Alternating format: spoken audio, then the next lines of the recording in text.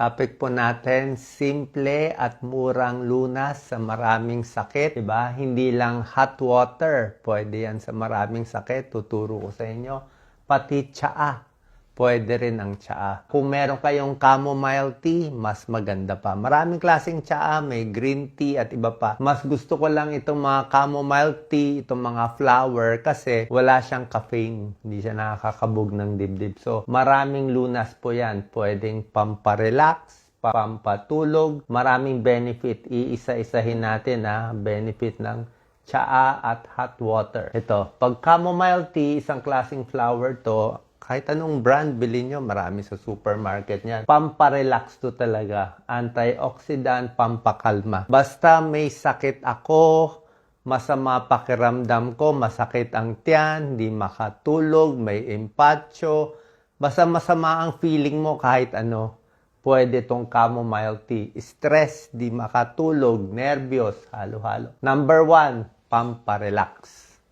Okay, sa gabi, hot water, lalo na po sa mga nagkakaedad. Kung kayo ay above 40, 50, 60 years old, iwas na sa malalamig. Yung malalamig na tubig, malalamig na juice, hindi na okay sa tiyan. Kasi nga, ang tiyan ng tumatanda, mas mabilis mag-spasm, mas naiimpatcho. Pag mainit, nare-relax ang muscle. Diba? Pag masakit muscle mo, hot, diba? Masakit ang tiyan mo, hot bag din. Masakit ang puson ng babae, hot bag din. So, pag gusto nyo ma-relax ang tiyan, kailangan hot water or hot tea. Tapos, mas makakatulog kayo, kalmado yan. Kasi nga, kalmado ang tiyan. Para sa mga sipon-sipon, okay? May sipon, may ubo, may COVID, may pulmonya, kailangan mo maraming tubig.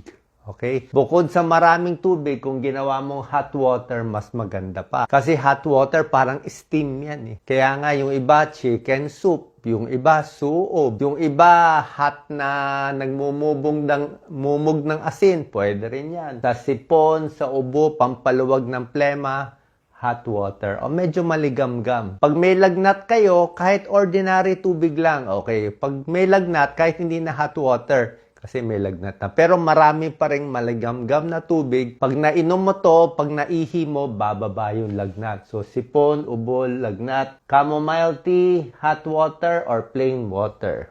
Pampaluwag ng plema. Sabi nga, kasing bisa pa ng mga over-the-counter na pampalabnaw ng plema, ang tubig. Ito, number 3, stomach ache. Pag walang pera, o sige, hot water na lang. Pwede. Pero kung may budget, pwede itong chamomile tea, nakaka-relax. Mabango kasi siya. Actually, kahit anong tsaa, minsan meron tayong mga dahon-dahon na ginagawang tsaa, pwede na rin yun. Indigestion, diarrhea, stomach pain, mahangin ang tiyan, motion sickness, nahihilo, nasusuka, pwede yan, no? Chamomile tea. Tsaka ang bango-bango niya. Muscle spasm, ayan, no? Sumasakit ang tiyan, di ba? Minsan, iinom pa tayo ng mga over-the-counter na gamot, di ba? Pero ang hot water talaga, ayan, no? Kalmado ka, oh.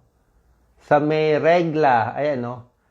Sumasakit ang puson, naglalabas ng prostaglandin. Ito yung nagkakos ng pain. Ang chamomile tea, pinapababa niya yung prostaglandin. So, less pain, less spasm. Pag walang pera, hot water, pwede na. Bawas sa stress.